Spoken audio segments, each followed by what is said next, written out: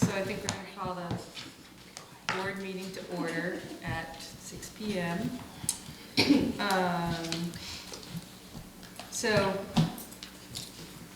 we have an agenda review. Is there anything we need to add or take off the agenda? I was hoping we could table the Collins Pearly contract conversation, just because unfortunately Tim is not able to be with us tonight, and I would really like him to be here. Yeah. Part of that. So we don't need to vote on that? No, you don't need to do it. Okay. We're just going to do it at another date. It needs to be done by the end of June, so All right. we're not in a rush. And are we gonna table this? Yeah, the negotiations Yeah, should we're also gonna table the finish the negotiations. negotiations. We did all that update last time. Okay. Alrighty. So, stand for the Pledge of Allegiance. I pledge allegiance To the flag of the United States of America, and to the republic for which it stands, one nation, under God, indivisible, with liberty and justice for all. Alright, do we have any visitors that want to comment, make comments?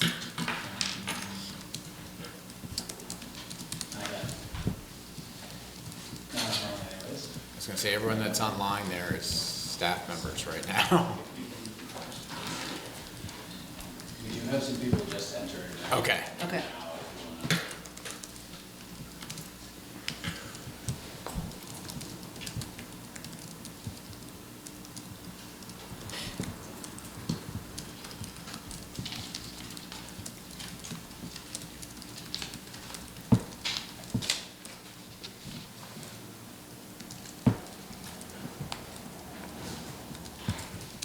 So again, if there are any visitors online that want to share comments, put your name in the comment section. Looks like no one. Alrighty, I think we're gonna move on then to the consent agenda. Does anything need to come off the consent agenda that we need to discuss? Alrighty, so I think we're gonna accept the consent agenda. And we're gonna move on to reports for the board. So, the student board representative announcements? Okay, so as most of you know, and as we were talking about before, exams are in full swing this week. It's actually been nice in some ways. I think teachers are very aware that it's a stressful week, so for most of our classes, they've been really good about keeping the workload short and giving us the opportunity to study for our exams if we're not, doing a lot of work in class. So it's been nice. I think that teachers have been really good about that and giving us the support that we need, because it definitely is a very stressful time. But yeah, just exams, full swing. That's about it. Yeah, the only thing else that I want to touch on is with our enrichment things that we've been. The what thing? The enrichment grant that we got, which is again another, just kind of piggybacking off of Maura, with we still are doing like yoga sessions, and we did cooking class, and I think the lunch staff has been so great about giving kids that are in testing, because AP testing is 3 to 4 hours, if not longer, for some kids. Speaking personally, I took an AP Psych exam, and the lunch ladies let us go in early and get food, which was really sweet. And like breakfast and stuff, because we're doing state testing as well for these 2 weeks. So I think that the school's done admin has done like a really great job with having it, as some of us have late starts, and a lot of the freshmen are coming in and doing a lot of different things, but I think it's really great that we still have like enrichment blocks and able to do a bunch of stuff. Another thing that I wanted to mention was we were talking about, with our enrichment grant, looking into things to do in the summer. I'm not sure if you guys remember about last summer that they ran programs during the summer, like on some of the weeks that had allocated funds for those programs. And I guess we're kind of going to be looking into, are those funds available again, or if our enrichment grant can fund those during the summer, because I think it's really important to add that some students in those summer months really struggle either at home or to find stuff to do. So we are really trying to get it to be more available and something fun for students to do during those summer weeks, because, you know, it's a long summer and long break. And yeah, I think that's what our group might be looking into, to see how we can continue during the summer. But otherwise, we're slowing down. I feel like obviously the year's wrapping up. So that is what we have today. Unless there's anything else or any questions. I'm assuming yes, but I don't know the answer to it. Is Collins Pearly still available to all students throughout the summertime, since they have, the memberships? Do you know? I think so, yeah. I believe so. think it is. With the students have, like, if you pay $80, you get the whole year around. And I know Marlo does a really great job about setting up. Yeah, there's a lot of stuff that goes on. What I find with we have an after-school program up there for students Yeah. to have activities up there. And they do camps. They do camps. I know softball runs some camps over breaks and over. So yeah, I think it is, but it's obviously getting that out to students like now before and getting them signed up. So when is exam week? This week and next week. Next week, and you're saying that the teachers have kind of slowed down the educational process in preparation of taking stress off you for that? I think it's more or less being very graceful to those that are taking APs. Like, I missed 4 periods because of my APs, and it was like, okay, you have a lot more, like, that grace period. And obviously during, like, those AP periods, it's like, you guys can take it, like, as you need it. I think during our tech class, for example, like, I was able to push my work and study more that day, because I was taking my exam like the next hour, and she was like, you need to just like calm down before the exam. That's personally, I mean, we are just taking it slow, and we're all in the same AP class. I can't speak for other classes, but I think so. I think it's becoming like, you kind of see like the light at the end of the tunnel with like, okay, this is your last unit, this is your last thing you need to be doing, and that sort of stuff. Thank you. But just to add, Peter, just to be clear, the other thing besides AP is, as Mike and I were talking about as we were waiting for the meeting to start, was the state assessments are going on right now at the high school and at the pre-K-8s. So we're having to shift a lot of scheduling to make The reason I'm concerned is there's an old saying, you don't make a pig fatter by weighing it. And I'm sure that that's true of education also. And I think that the more time we spend evaluating and getting ready for evaluation, the time that we're not moving our literacy and issues ahead. And these are your final exams. No. No, these are AP exams and state testing, county testing. Yeah, it doesn't happen for. Otherwise, it'd just be a big party every day until the school. Well, I'm like, when you said exams, I'm like, can't be final exams. No, I guess it's more for juniors and seniors at this time that are taking APs, which is just, I guess it's been heavily on my mind as that's, and SATs are coming up for those students as well. But I'm sure kids that aren't taking APs might have a very different stress level than I. No, just kidding. But I guess that's what I was thinking and especially it's freshmen and juniors have the state testing, which moves the schedule a bit. But still, I think we have 3 regular days this week, but the 2 like flipped. It isn't that bad. So, thank you. Any other questions? All right, then moving on to the literacy update, part 2.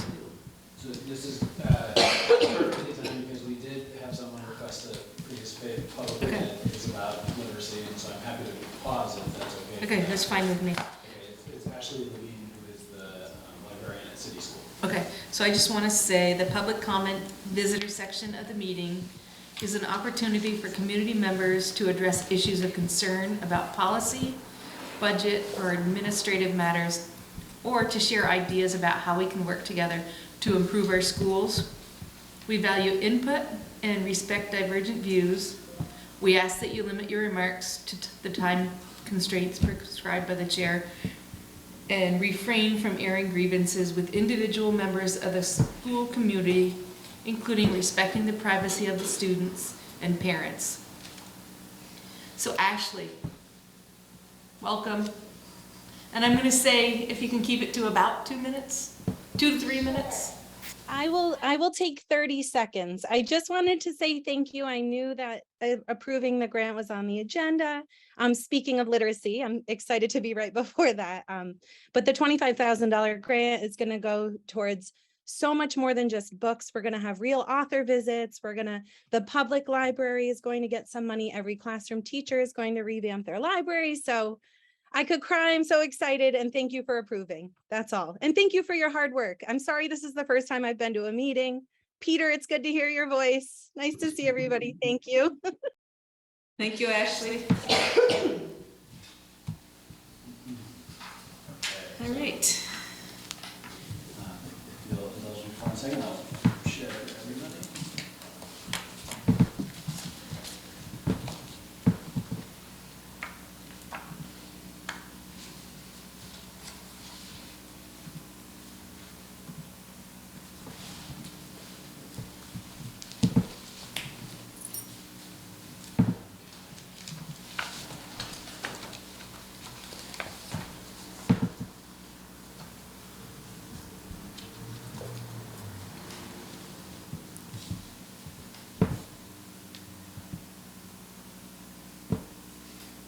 Seems to be a little on the slow side, must be all the state testing over the internet.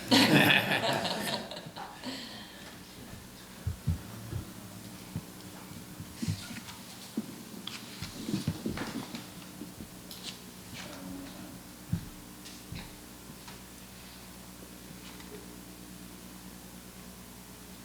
You know, last time you had to start and stop it twice.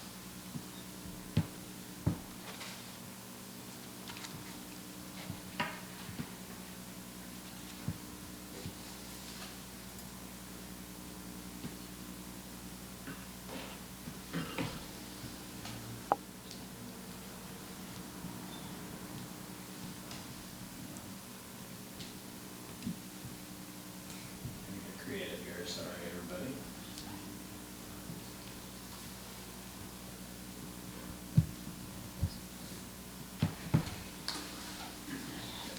Okay, for whatever reason, won't let me share in full screen. Hopefully that we'll be able to see everything large enough.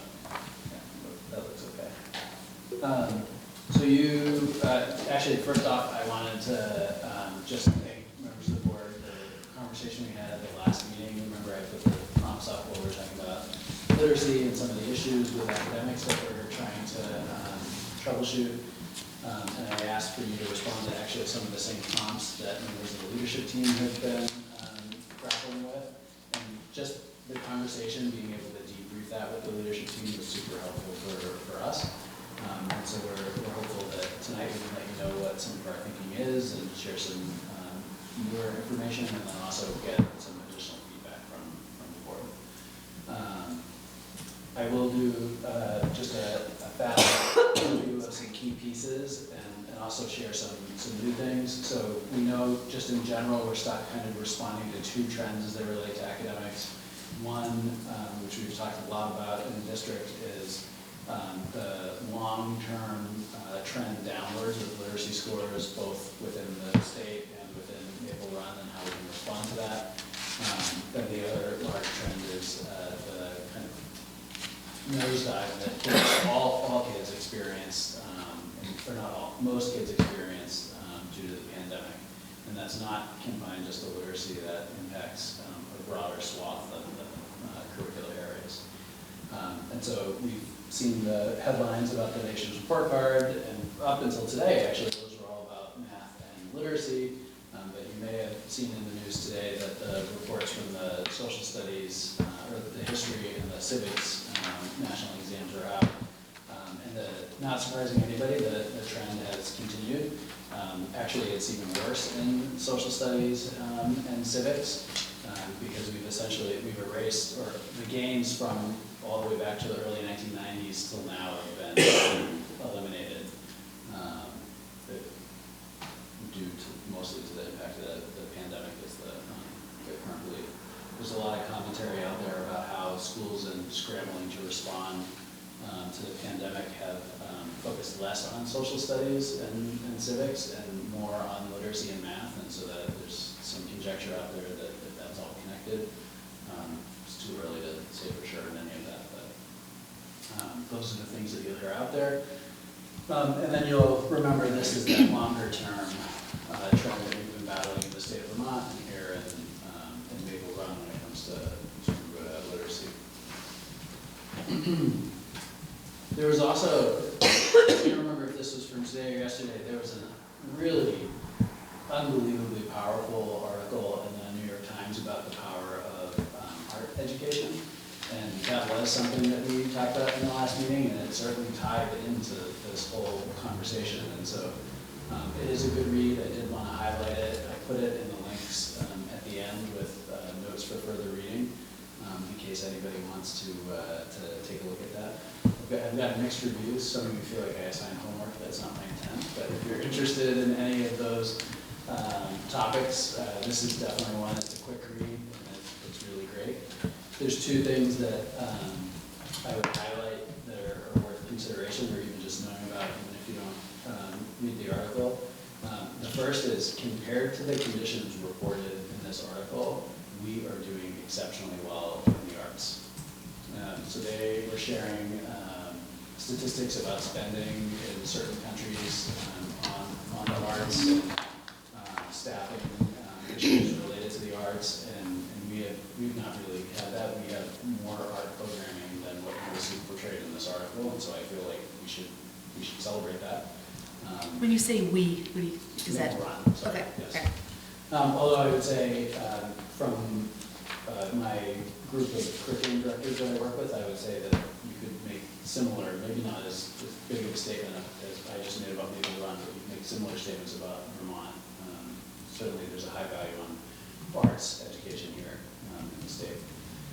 The other piece, there's a lot of statements in there about literacy and arts, music in particular and art in general, improving instructional results with math and science and literacy. And there's tons of research that says that that is true. I just think it's important to note that all of those studies assume students have the basic foundational literacy skills. So they actually control for that and all the reputable studies on it. So when we're talking about the crisis, especially in the early grades with literacy, those students need those foundational skills before they would be able to get that kind of benefit from arts education. They get other benefits from art education, but they wouldn't get a literacy boost because they don't necessarily have the foundational skills. Also worthy of celebrating is just again, we're making progress, right? So we've identified work to do, and our mid-year measures show that we are making progress in the areas that we would expect to see. So we're hopeful that by the end of the year, we'll have even more good news to share. Quick question on that. Sure. Is this based on the same data that we had last time, or is there new data added to that? This is actually the same exact slide from last time, so all the same data. I just think, I was in a meeting today with a group of teachers looking at some of these issues, and when we look at what we aspire to and where we are now, good teachers will beat themselves up, right? And it's easy to feel really discouraged by the headlines that I just showed, and so I felt like it's worthwhile, even though the data's not news, just to say we're making progress, and that's really being celebrated. We want more progress, but we're starting the journey.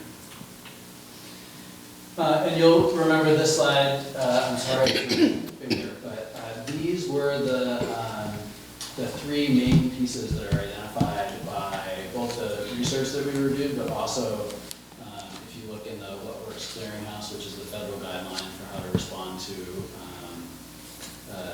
all kind of educational issues, and from working with our consultant, Katie Novak, who is been consulting, she's been hired by the BSA and been consulting with school districts across the state on these and other And we talked about my favorite quote, which I've showed you many, many times, but this is actually why it's so important. We know that the two main levers for improving student outcomes, the first and most important one is the quality of the teacher in front of the student, and that's that classroom level. And when we think about the system level, the biggest and most important lever is the guaranteed and viable curriculum. And so that's the connection to all of these topics. These were the super fun prompts that you had fun responding to, but basically talking about like how do we make impossible choices when we're trying to improve instructional outcomes. And we have moved, so based on your conversations, like I said earlier, the leadership team has been drafting some direction and solutions for us that we can begin to operationalize for next year. And so I can share those two, we've been using, or with you. And then we're actually going to ask you to engage in a conversation similar to what we did in the last meeting. You may be familiar with OKRs or objectives and key results. It's just a planning format. So we have the overall objective related to these about the guaranteed and viable curriculum and literacy in particular. And then we have several key results that, or key actions you could also say that we'll engage with that will move us closer to that. So I'll walk you through those, and then after I get through those, I feel like it would be good to pause and see if there are any questions about that. Make sense? Yeah, would you mind if I also shared my thoughts and feelings about these things and just emailed that to you because I wasn't able to attend the last meeting? Yeah, absolutely. Okay, great. Thank you. And there'll be, I think we'll have time in the reaction and when we have the discussion to the draft solutions we're looking at to share some. Great, thank you.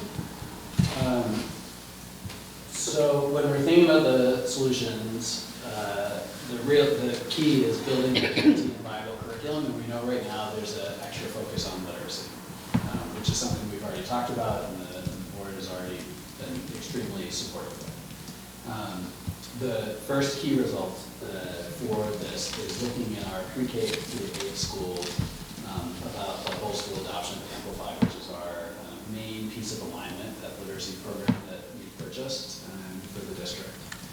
And so there are some subcomponents here about what does that actually mean. And so that means going into next year, all literacy teachers will be using Amplify. They'll be utilizing or following the pacing guide that the literacy committee is providing and engaging in cycles of feedback with the literacy committee so we can continue to provide support, because it is a massive change that we're asking teachers to undertake, both in the approach to teaching literacy, but also in the tools that they're using.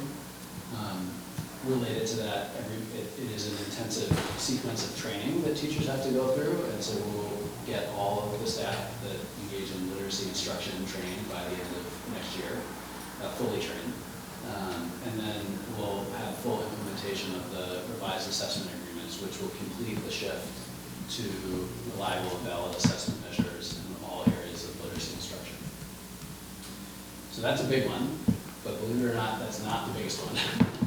The biggest one is the one that we spent the most time talking about last time. So this is the beginning the implementation of new guidelines for protected time on learning. And I did emphasize here a couple pieces just to come back to the conversation we have. And so when we say protected, that means we're protecting that time from students being pulled out or other interruptions. So in literacy, these are the exact number of minutes that the guidelines call for. Same thing with math.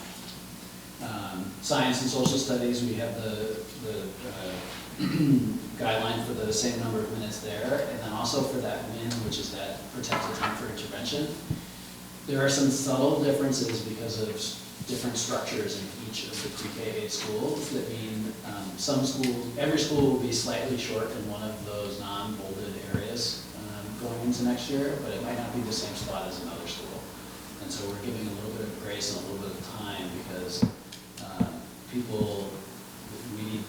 we need time. Sorry, I'm saying time like 32 times. But we need the time to work these changes through the system and have people adapt. It is a big switch to turn or to pull, particularly for teachers of self-contained classrooms where they're teaching all subjects. And then the last one is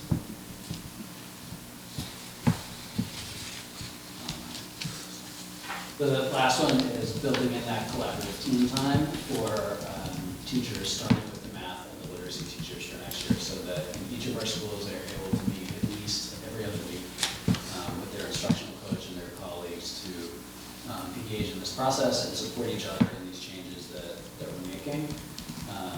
This is, the approach here is modeled off of actually the approach at City School, which right now actually already exceeds this standard. Literacy teachers and math teachers are able to meet weekly in collaborative teams.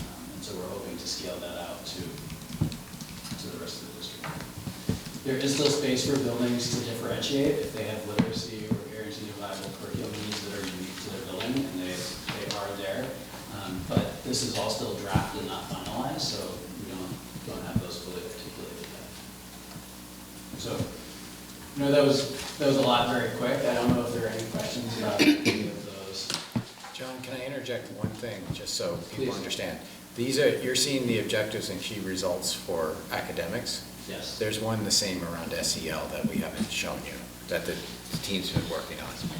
I had a feeling you were going to ask that Well- question. I just want to make sure, not you personally, Joe, but the board, and knowing like, hey, we've heard a lot about SEL, there's another one behind this. So, and I'm asking, John, I'm not criticizing, please hear this. When I see 600 minutes a week for K through 3, I'm asking, is that 600 minutes online? Is Amplify 100% online? No, actually, virtually all face-to-face and in person. So with the new literacy program, the emphasis is really on face-to-face and in-person learning. There's lots of tools that come with it for online pieces, and that really is the outcome of the pandemic. We've got kids that can be out with COVID or other ailments, and we want to be able to support them. But the methodology of the program really focuses on engaging kids in the classroom. Okay. So I think I had heard that there was a lot of on-time learning through Amplify, and so I just wanted some clarification about that. Yeah, I would even say we have just gotten access to some of the online learning modules. If you may be familiar with Lexia, either Yep. you're using it or seeing your kids use it. So there's a Lexia component of this program that's not actually part of these minutes. Now, there might be situations where a teacher is differentiating and has some students working online, Sure. or in this program, which is called Boost, but for the most part, the focus is on the learning in the classroom and actually having kids engage with the teacher and each other. Okay. That was one of my questions, because I was concerned that if there was that much SEL, if there was that much online, I was wondering how that was considered to be SEL literacy curriculum. And then my next question was, does Amplify have training for teachers to differentiate within the professional development already? Yes, so the PD sequence is actually very intense. And it begins with, like any kind of learning, right, the nuts and bolts of the program, but then we've gone deeper into areas this year around assessment, small group instruction, and differentiation. And then there's even more of that coming next year. Bless you. Yeah, so Yeah, I just wanted to add that I was able to see one of the lessons from Amplify because I was able to shadow a 6th grade classroom in ELA. I only saw one snapshot of like a lesson, but they were able to print off the lesson plan on an actual book and like as a journal as well, where some kids had the computers. But it was very interesting to see it's not a lecture, but the teacher teaching as having it projected on the screen and like pictures, and then it was like a class discussion while everyone did have like the picture on their screen. It was on the smartboard, and it was like, what do we see in this picture, and what do we notice in this picture? And it was different than what I first thought when I saw like the Amplify. I was like, oh my goodness, this is different than how I obviously learned before, but it was very different. But again, only 30 minutes, like a little less, but it was. That's a great window into what it could look like. And there are tools, like I was in a middle school classroom as well recently, where some of the kids actually prefer the digital version of the journal, right, that they use. And so they were using that instead of the paper things like that. Yeah, okay, great, thank you. I have several questions, so feel free to interrupt me if anyone has some other stuff. But as far as the guaranteed times listed, is there any sort of estimate as to how that differs from this year? No official estimate. I can tell you that depending on which grade level and which school, there could be a big difference. This year, as we were implementing the program, we realized that there were some differences or shortfalls in instructional minutes. And so we worked with teachers and principals across the district to find as much of that time as possible, that it was like spit and duct tape on the schedule, and where what's really needed is a kind of systematic approach to making sure we can ensure those minutes happen everywhere. And in terms of the arts effects where kids are being pulled out from art in implementing, trying to get those milestones, is that involving rescheduling so there are not kids being pulled out during literacy times, or is it something where the arts programs are going to lose time? Yeah, there are certainly trade-offs to this key result number 2 about the time. And actually since you brought it up, I will put it up here. There are some trade-offs, and there are really 3 big ones. The first one is, in some of the buildings, we're looking at making some transition times. Kids are still going to have enough time to transition, but in some of our buildings we have, and students have really enjoyed long transition times between classes or from lunch and recess to class, and we might have to be a little more expeditious about how those transitions happen. There is the potential for some of the, I'm calling them the UA allied arts times to be reduced. But I will say, in both of those cases, we're really talking about some minutes here and there, not big reductions. The two big impacts really are the scheduling for lessons, not so much for classes, but for like a band lesson or those types of things, which is where the majority of the pullouts are happening. That becomes more complicated, not impossible, but it becomes more complicated. And then as students get into those upper elementary grades and into middle school, right now, they don't really have to make a choice, no matter what it is that they want to engage in, whether it's French or band or chorus or all of the above. We're able to accommodate that, but we're accommodating it at the expense of math and literacy time. And so there are situations where students, after they have exposure to everything, are going to not be able to have everything all at the same time. So students might have to make a choice. And one last question is there like a trial or a demo version of Amplify if someone wanted to go and just sort of check out what the program looks like? There's not like a login and explore it on your own type piece. It's super complicated, but they actually have fantastic videos that I would say can walk you through and give you a real feel for what the program is like.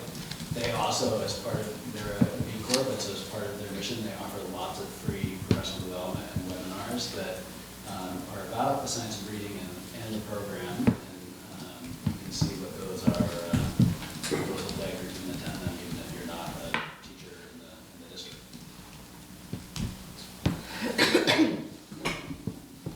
Benny? I think you've done a wonderful job presenting a very serious problem that we have. And I think that the leadership team has come up with some real solutions. But what I've heard for the last 2 meetings when you present this is the real issue is time. How we use the time, and that there's not enough time. And during the discussion about solutions, were there any discussions about lengthening the day or more days? Because that provides time. And I understand you're bucking up against the union. I paid dues for 42 years. I'm not a fan of the union, because I've never heard him say anything about this is best for education. And I think that we really need to, if we're going to be serious about it, I think we need to look at lengthening the day, and 15 minutes at the end of the day adds up to a ton for over the year, and more days. I think that if we're going to really take this thing head on, and I understand other schools are doing that, and this may sound crude, I don't care what other schools are doing. If you do what everybody else does, you're gonna be as good as they are, and we wanna be better. So I think that we need to make some serious choices here in this district if we truly wanna move these kids forward, if we want our kids to be the best, and they can be the best, but they need time. And I just think that, I think everything you got there is very, very good. And as a teacher, I know that during the day, there is time that could be better used. I like the idea of limiting pullouts. I think that's a big step in the right direction. And I understand the importance of arts. But I just think that time on task, and to me right now, task is literacy and math. And I think that that's where we need to be looking. And again, congratulations on your presentation. Thank you. Thank you. And I would say, so the conversation has come up many, many times with the literacy committee, the math committee, the leadership team. And I'll just be honest, my framework for this and many other issues is I think about time like money. Especially in cases like this, they can be interchangeable. And I would never come to the board and ask you for a boatload of money without having a really good plan and knowing that it was going to work. And what we're talking about is change across the whole system, where we have so many different structures, right? Each pre-K building has lots of different structures that are important to their culture and their way of doing things. And so I think what we're doing right now is starting with what we've prioritized and what actually the board has asked us to prioritize in terms of literacy and math instruction. And this is going to, so we're going to get what's important done right now. And then buildings are going to have some time, so the individual leadership teams in each building are going to have time to look at the impact of this and then have conversations about those different structures and what is really important. Because if you look actually at those time guidelines, we're just saying that those are the requirements that are told for next year, right? We want to get to these guidelines. So if we can utilize time even better after next year and make some changes structurally or otherwise to get here without asking for more time, then we would certainly do that. But if we can't, then I would definitely not be shy to come back and say the length of the school day is the issue, the length of the school year is the issue. I just don't feel like we have done enough with looking at how we utilize time during the day yet to be able to say that that's the best thing to do. Okay, thank you. I agree with what you're saying. I appreciate what you're saying, Peter, but I think that there's so much more we can do in the course of a day.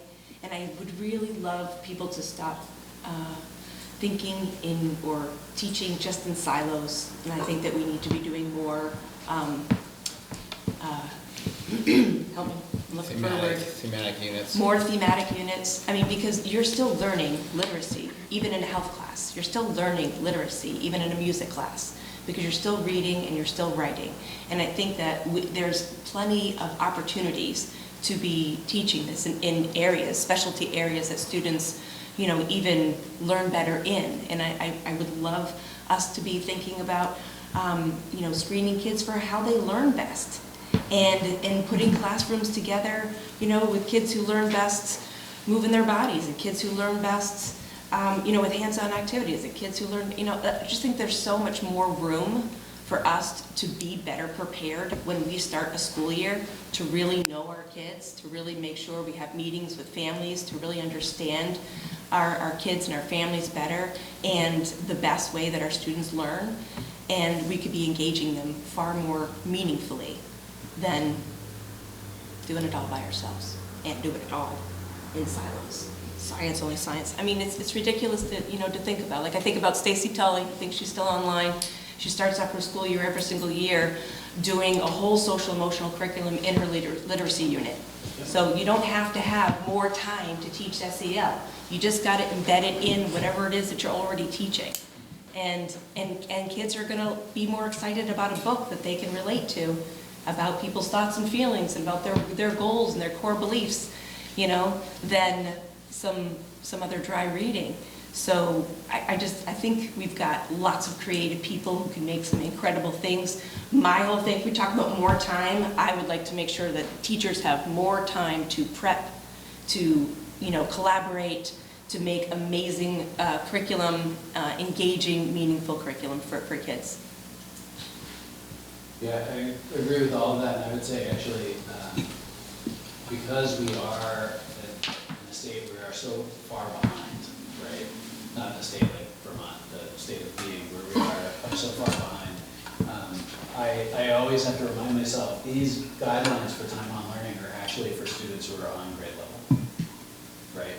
And we are very, very far away from that, especially, so we're about a third of kids on grade level, but the lower you go in the grade levels, the more the kids are feeling the impact of the pandemic because they had their sequence of learning foundational skills disrupted. And that's the same for us as it is across the state. So I would say, like, we need these minutes, and we also need all the other teachers to help us out when it comes to literacy as well. We need the whole community actually to help us out, which is why we've been doing the work with the bookmobile and literacy committees, reaching out to pediatricians now, and so yeah. I think I would add what Ashley did for that grant that you approved in the consent agenda. Things like that. In terms of getting teachers on board for this new paradigm, is the training happening, or is that in service days where that training is theoretically happening? So you're asking the question I got emailed about 40 different times the past couple of days since we changed the calendar. So this year, we had training for teachers in the Summer Institute last June, and then during the in-service days this year, and then also embedded into the content meeting times that we have in each of the buildings, which happens mostly during the early release days. So next year we'll continue utilizing early release time, even more so I think. We'll utilize in-service time, and then additional time in June and in the summer.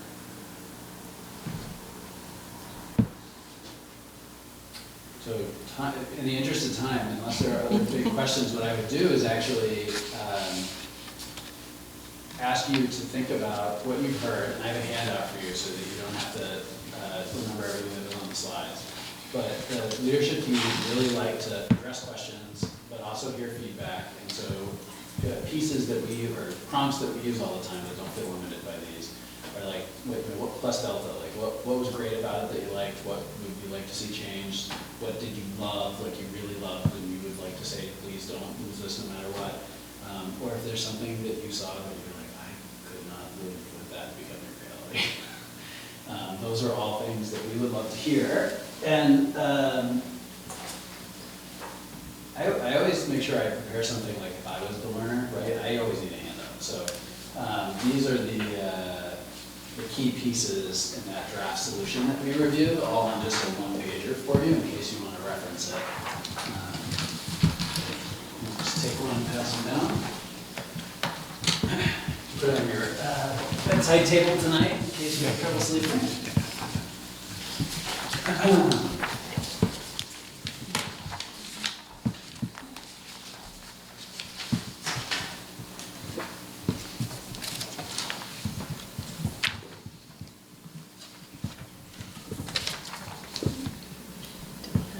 No, it's just one page. Okay. It's all the same. You can put the trade-offs on here, that would be helpful. That's to be the stuff that you'd be losing, right? There we go. I can help you out. That's an excellent point. I will actually say, and some of you may have noticed, you didn't get everything as far in advance as you normally do. And I will tell you that's just because we actually were working right up until the bell with the leadership team on these issues. We had a big meeting yesterday where we worked through some big pieces of it. And actually, principals are still going to be working with their leadership teams in their buildings to get additional feedback and come up with success measures of how we actually measure the output of this or the outcomes and define whether or not we were successful.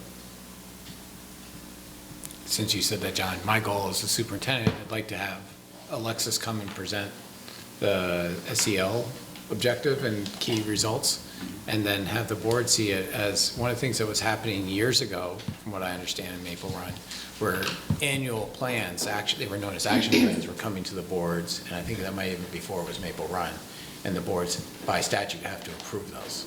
So I'd like to bring this back to you when we have it we're trying to give it to you in draft form to get reaction, because as John said, it was so helpful to help, to hear that from the board's feedback, and then say, okay, this is where we're gonna go, so.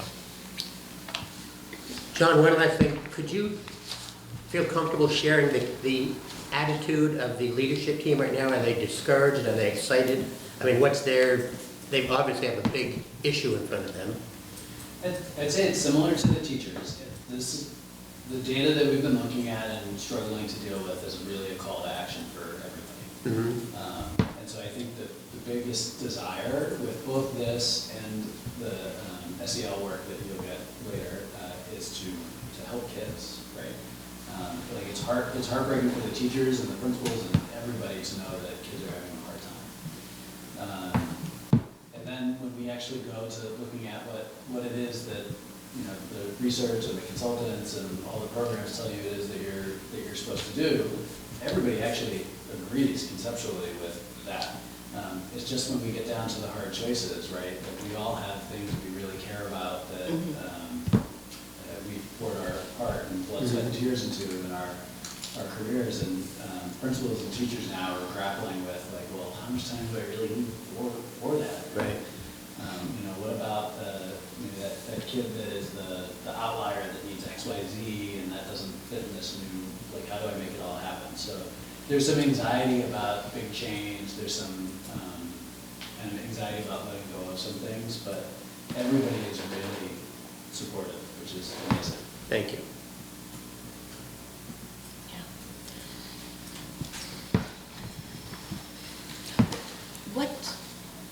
Maybe, I think this is relevant.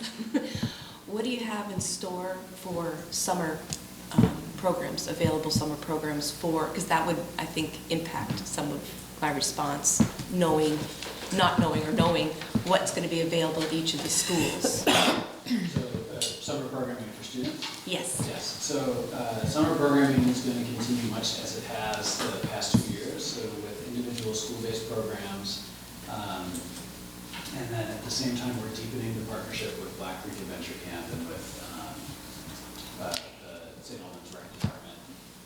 Because the reality, the school-based programs are great, they're free, they're shorter in duration, both calendar-wise and day length-wise, which works for some families, but other families really need more help or space or engagement opportunities for their kids. Yeah. So the other camps are longer, both on the calendar and during the day. And we want to give families choice. So that work is happening. The work at BFA is going to continue, and actually some of the staff up there are exploring some additional opportunities for 7th and 8th graders to come up and have some experiences at the high school, address some transition issues in the process. So. And you have enough people to staff, because I know that sometimes it's not that the school doesn't want to be able to offer, it's that they literally don't have enough people to staff it. So there's two big asterisk marks on this. The first is that ESSER funding is going away shortly, so this is the last summer the program is fully funded, and we're trying to figure out how to take the best parts of it and the most impactful parts and keep it going. The other one is that staffing is difficult. And so it may be that for those school-based camps that we offer richer, more robust camps, but for 3 weeks instead of 4. That's something that we're working on right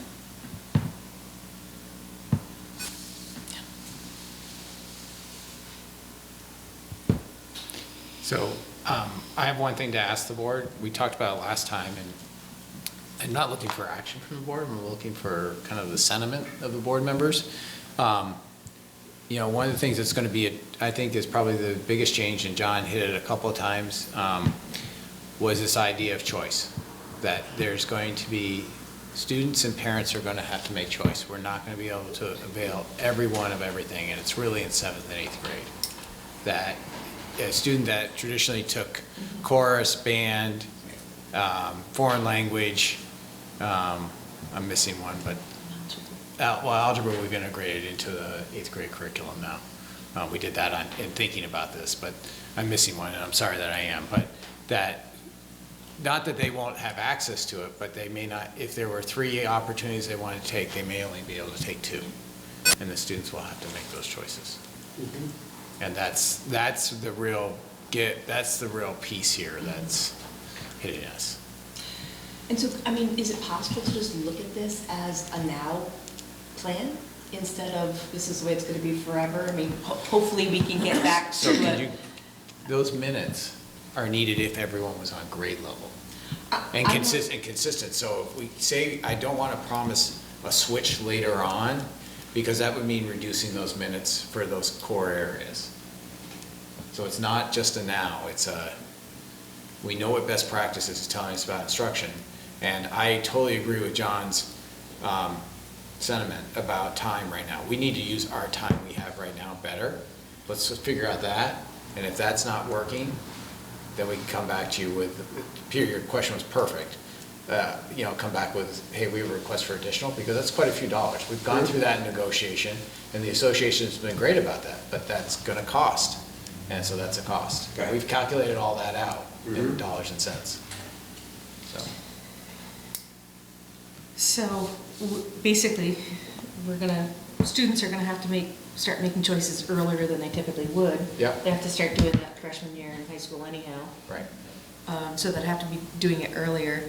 Honestly, I hate to see art or music go. I was maybe gonna be an art teacher or an occupational therapist when I was in 8th grade.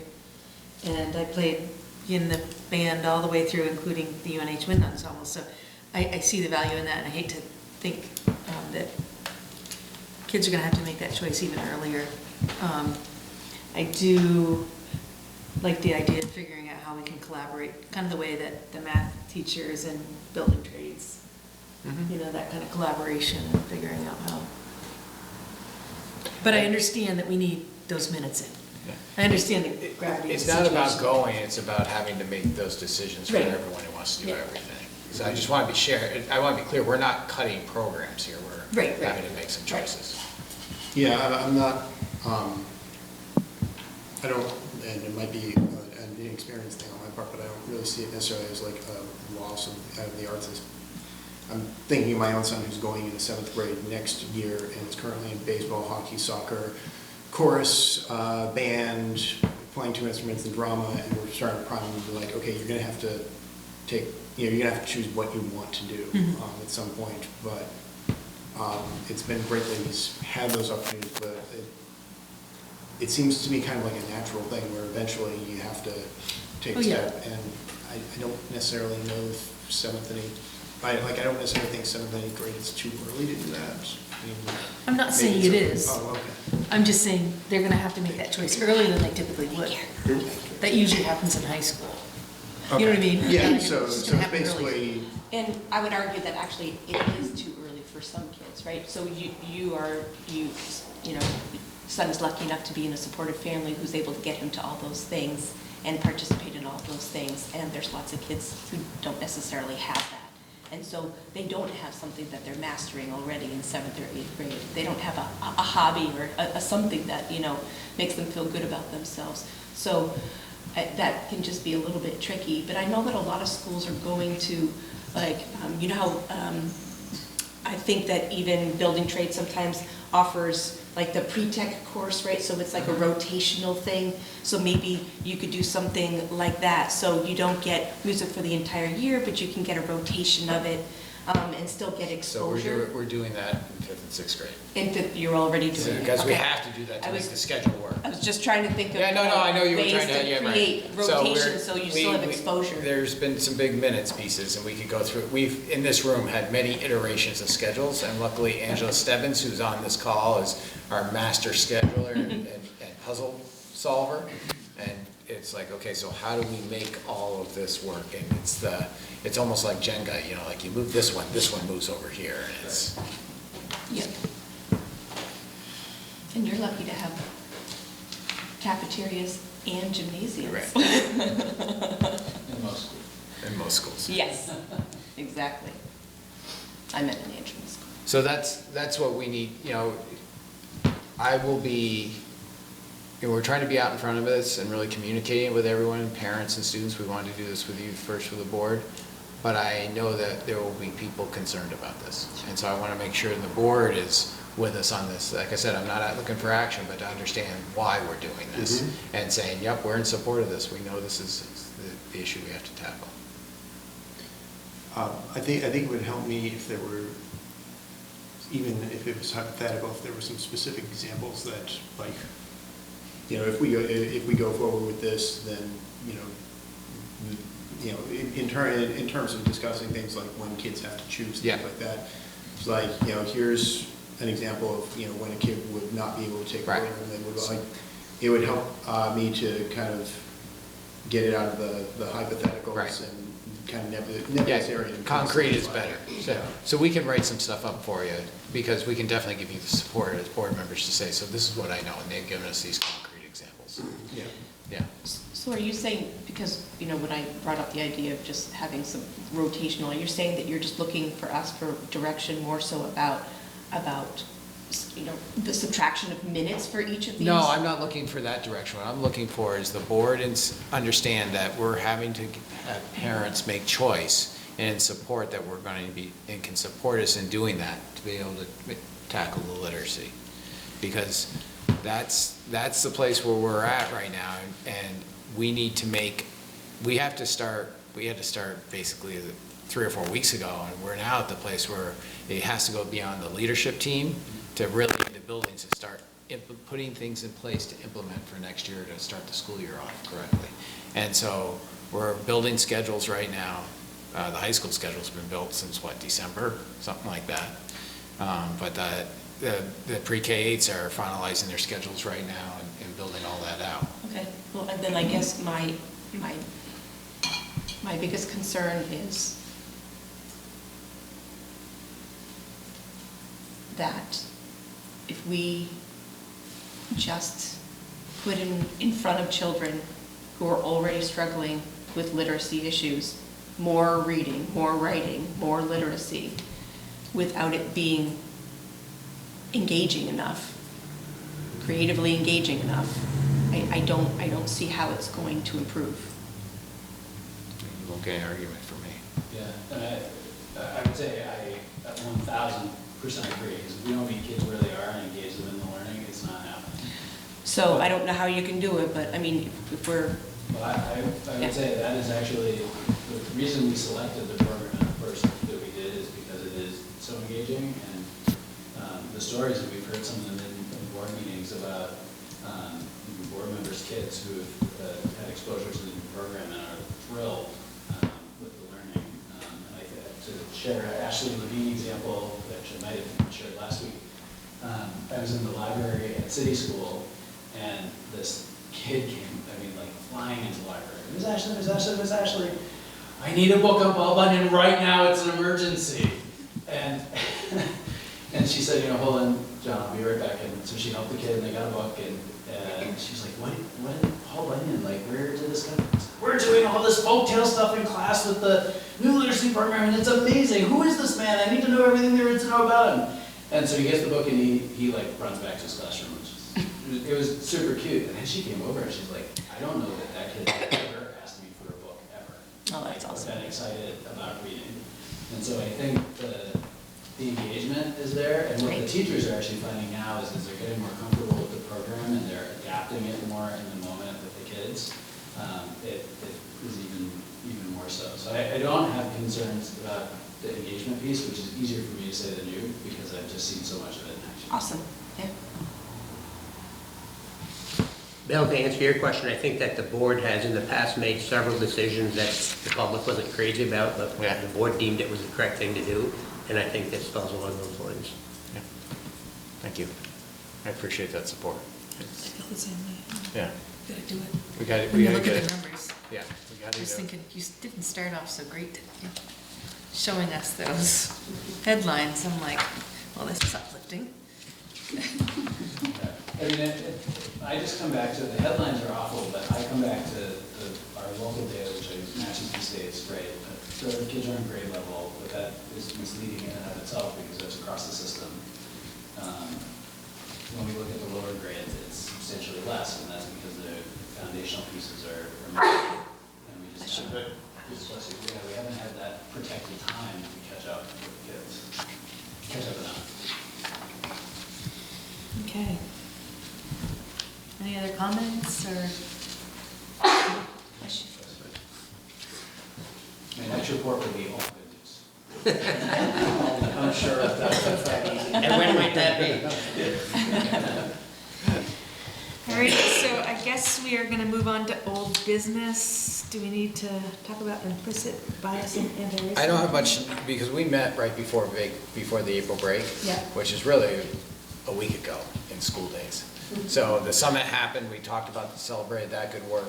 And on May 10th, I believe it is, the committee that's been leading the summit work will come together, and we're inviting goal subcommittee members as well to come and do that work and get it back to you as a board the 1st of June. We're on that timeline. Okay. All right, so item C, 22-23 school year last day. Yeah, I just wanted to point out, we put this on because we didn't know when it was going to come. The waiver came yesterday morning. While having less school days, I agree with Peter, is not optimal where we're landing this year, and to have one day after a 3-day weekend, it made sense to have that one day off. And I would love to see us go, my dream would be us to match what other industrial nations do, and I hate to use that term, but that's the term that's used for the comparison, is a 200-day school year. I don't know when we'll get there, but that's been one of my drives throughout my career, so. And it also lessens the amount of time that's done outside of school for kids. Alrighty, we're gonna table the Collins-Pearlie agreement, so the next thing to talk about is the board retreat. Yeah, I just want everyone, we set the date of June 21st. I confirmed it with Tracy Rend, who's a former colleague of mine. We've worked together. She's been a superintendent, is now a consultant after finishing her superintendent pieces. I'm going to give a little bit of homework to this group, and I'll bring it to the next meeting. A book that Tracy's used in some of her work consulting, both in consulting and as a superintendent. She said it's a really easy read on board member and board work. I'm sorry, I don't have the title with me, but I'll bring you a chapter that we'll read to use for that retreat. And so that will be up at Hardack. We'll start at 5:30 and we'll go to probably 8 or 8:30. We were going to focus, and Susan and I are going to have a chance to meet with her. I had time to talk with her the Friday before break, and she drafted something up, but I still need to get to you. When did you set this date? Last board meeting, which is going to replace our board meeting on the 21st. So people asked to say, let's just make it for that June meeting. All right, so new business. We have the FY '24 Educational Support Staff Master Agreement 2023 to 2025. And the administration recommends a motion to approve this agreement. So I'm wondering if someone can make that motion. Charlie, a second? I'll second. Thank you, Suzanne. Do we need to have a discussion about this? Jack's not here, but Joanna was on that group for the board. Ready to go? No discussion? Is this, now this isn't the teacher's contract? This isn't This is the CSP. support contract. Okay, so this involves who? The, Paraprofessionals, the Okay. custodians. Yes. okay. There's many different support positions. Yeah, I just want to make sure I feel comfortable Custodians, being involved in this. Yep. pairs, Okay. some secretaries. Are we ready to take a It's a vote? hard list. It's a hard one. It's a lot of different. There's a couple other people too. Alrighty, I think we're gonna take a vote. And since we don't have anyone online, I think we can just say, everyone in favor? Aye. Aye. Aye. Aye. Any nays? All right, so the Educational Support Staff Master Agreement has been approved by the board.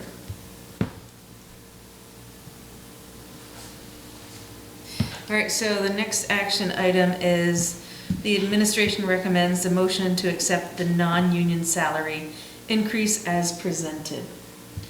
So annually, do you want to do the motion first? And Yeah, so I then- need a motion for that. Well, but the motion, does anybody, other than I, do not know what the increase is? I'm gonna say that. Well, so you want us to make a motion when we don't know what we're talking about at this point?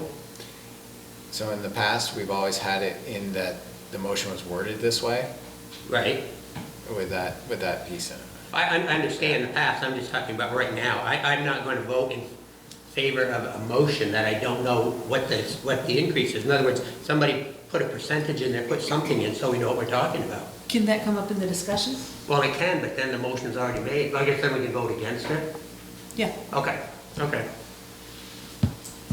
So you're gonna make that motion? I'll make that motion. We need a second, Second. and now can we have a discussion about this? Yeah.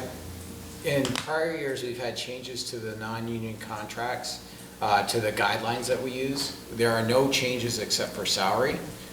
In working with Martha, this has happened before for this board, where it's come before when there's just salary changes. I'm recommending the same salary percentage adjustment, which is happening with teachers, which is 6.05%. That's the salary adjustment. And that would be there for the non-union employees for the next year. It's only, we do this annually, we don't do it multiple For 1 years. year? For 1 year. We don't do multiple years. We never do multiple years with with administrators and or non-salary. And that's equal to what the teachers' agreement will be coming forward. I'm just clarifying, this is for teachers who are not part of the union? This is not teachers, these are non-salaried, like confidential administrative assistants. Okay. Or facilities directors who are non-licensed. IT. There's some business office staff, because everyone in this building has to be confidential employees that works under the central office. So everybody at central office? Not everybody, just Sorry. the support staff at central office. Does this include the three, the director, the assistant director, and the athletic room director up at the complex? The only one up there, Mark's not in this group, is he? It would only be the director that's not in that group. Right, so the assistant director The would, other two would be. yeah. Okay, thank you. And when you say support staff here, I'm sorry. So it's people like our accountants, payroll. Coordinator, benefits coordinator, the administrative assistants, HR assistant. HR assistants. So then pretty much everybody at central office except for you? No, Except for administrators. administrators, there's administrators here at central office. Okay. That's in the next motion. Okay. It would not include superintendent, the assistant superintendent, the business manager, the HR director, the special ed director, student services director, Sure. early childhood director. It does not include those individuals. Thank you. Okay, so any other discussion? Then we are gonna vote on this topic. Everyone in favor, say aye. Aye? Aye. Aye. And any nays? Anyone? All right, so that also passes tonight. And then the next one is for action is the administration recommends a motion to accept the administrator salary increase as presented. So I just need a motion to put that on the table in a second, and then we can discuss it, I'll move again for that. okay? Second? Okay, Amanda's gonna second. Now can we discuss it? Yes, we can discuss it, and I would be glad, in tradition, and what we've done, at least I know under my tenure and under Kevin's for the 2 years, sometimes, well, every time, there's been an executive session for this one. So if Okay. you would like that, I'd be glad to do that. And I would actually rather have that discussion there. Okay, so I am going to make the motion that we move this into executive session because it puts our group at risk for, motion to move negotiations, or negotiations into executive session per 1 VSA 313 due to premature general public knowledge would clearly place the board at a substantial disadvantage. So, I'm gonna move that into executive session. Before we move into executive session, could we understand what the motion is? And I understand we'll discuss the motion there, but what percentage are they? That's why I'd like to talk in executive session. You want all that, but you're coming into executive session? Yeah. Okay. All right. So, other business, the administration recommends a motion to approve the warrants, acknowledging that passage of the motion will act as authorization and signature of any individual board members participating remotely. Guess we don't have to do that tonight because we're all here in person. Can I have that motion? Moved. Thank you, Suzanne. Is there a second? Okay.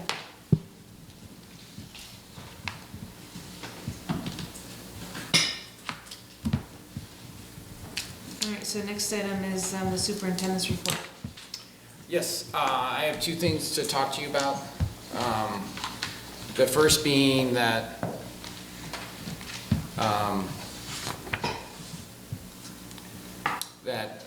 most of you, I think, have by now aware, last night we had a threat posted online, a Snapchat group that has probably over 700 people in it. It's one that's been taken down, keeps being put up, and people put back into it. We'd like it to go away, but unfortunately it doesn't. As soon as it came to the attention of the administration, we worked collaboratively with St. Albans Police and identified the person and assured that the building was safe and secure. And we were able to go to school this morning. We put out announcements starting at 6 a.m. to students and staff. We were rather late for parents, and that will get fixed for next time. Excuse me, sorry.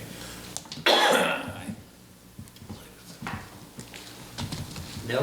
You want a lightsaber? And all I need is water. Okay. John, if you could. I'm just gonna wait. Sorry.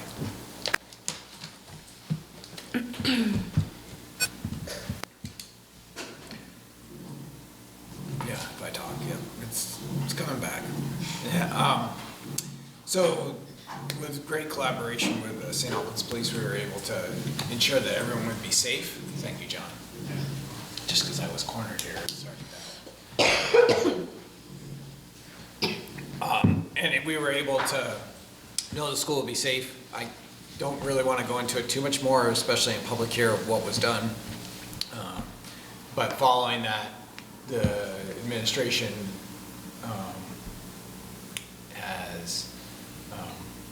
has looked into where this came from and has done threat assessments to make sure that we're in a safe place continuing going forward.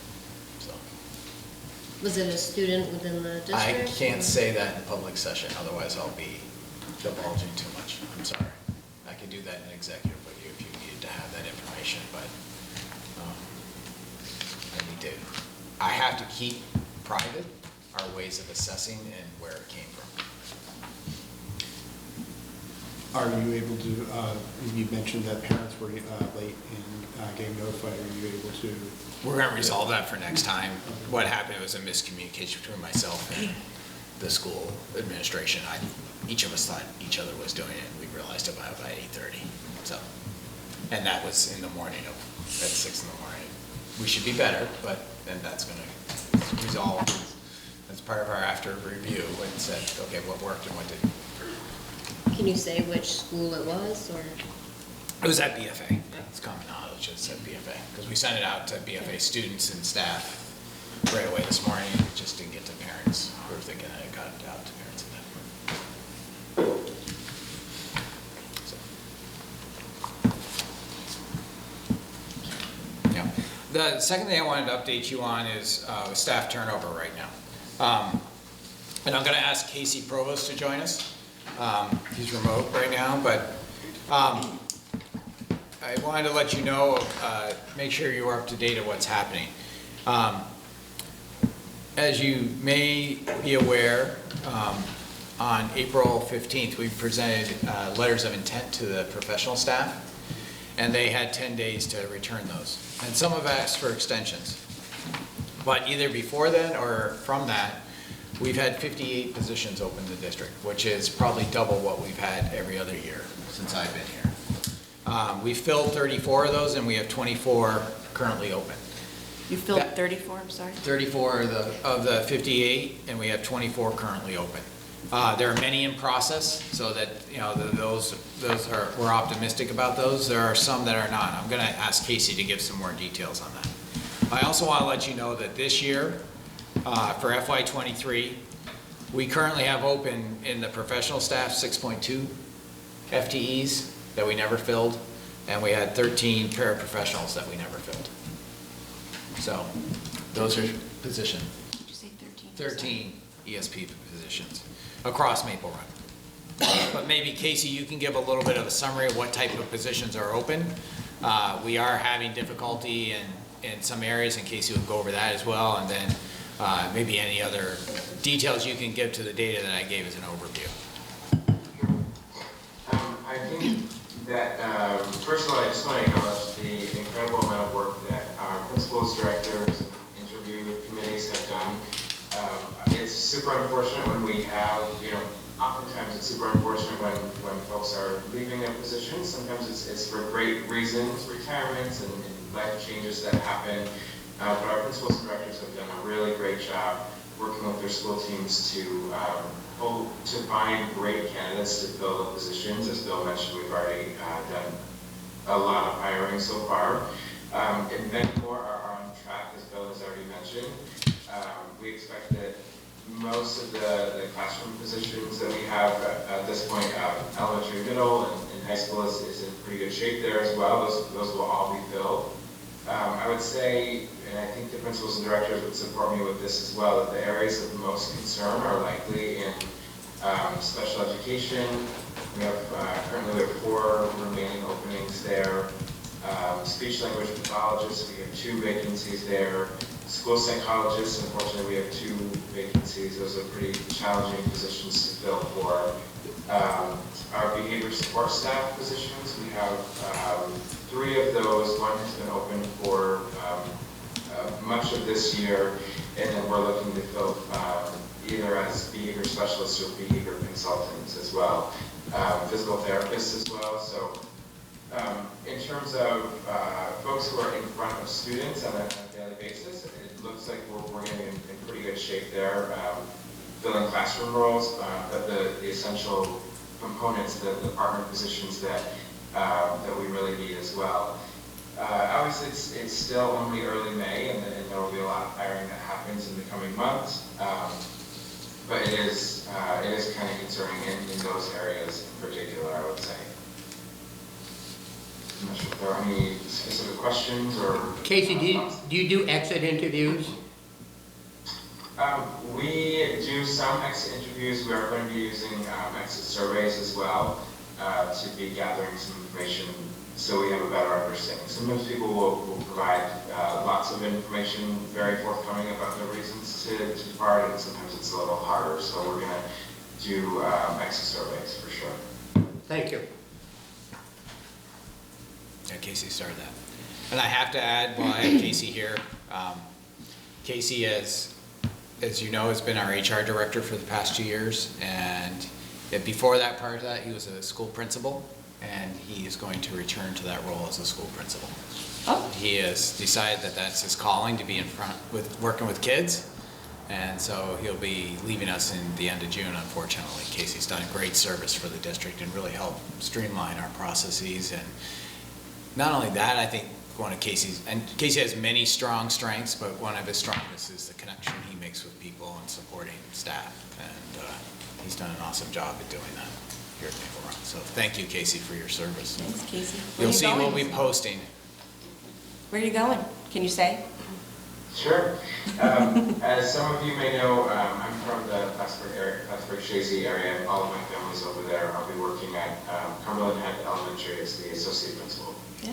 Congratulations. Good luck. Thank you. Appreciate it.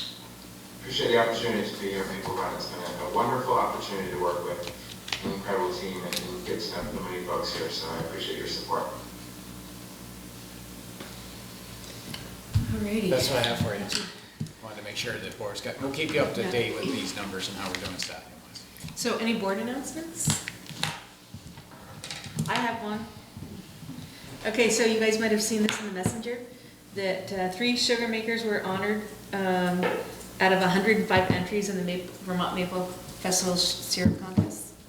And one of them was Fairfield Center Schools program for the dark, robust maple syrup.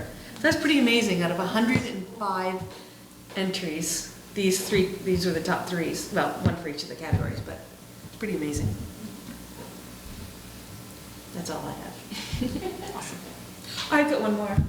I went to UNH on Saturday, and our daughter called us on Thursday to say, oh, and by the way, I'm getting inducted into the Honor Society on Saturday. Awesome. Yeah, 2 days' notice.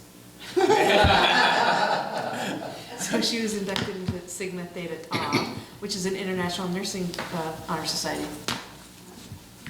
And I told her I was going to the Maple Festival and I couldn't make it. I made it. That's all I have. Anyone else? Agenda items for future meetings.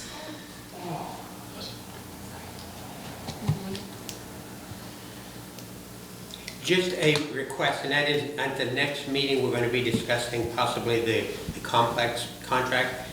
Could you bring someone that really, really understands that? Because I read it and I really, really don't. You're not the only one, so what Tim said to me, I had a meeting, and I just have to be careful what I say right now, with Tim, and he and I agree that it's not great, and that it needs some updating as well. Right. So that's my long way of saying I agree with you. Okay, good, thank you. That's been the standing contract pretty much since inception. And it's been an issue since the inception. When I was mayor, the council was going nuts because they didn't understand what was going on with the complex. So that's an issue through the community that's been forever. Alrighty, so we need to go into an executive session, and it's going to be the board and you. Do we need to make a motion? Yes, and So, I'm going to make a motion that we go into executive session. Second? Everyone in favor, say aye. Aye. Any opposed? All right, then we adjourn into executive session at 7:20. We're out of executive session and looking for a motion, I think, to table the discussion about administrator contracts. So moved. Anyone second that? Second. All in favor? Aye. Aye. Anyone opposed? So, new business item C, administrator contracts are going to be tabled to this meeting. And we can adjourn. Good job tonight, Susan. Thank you. Thanks.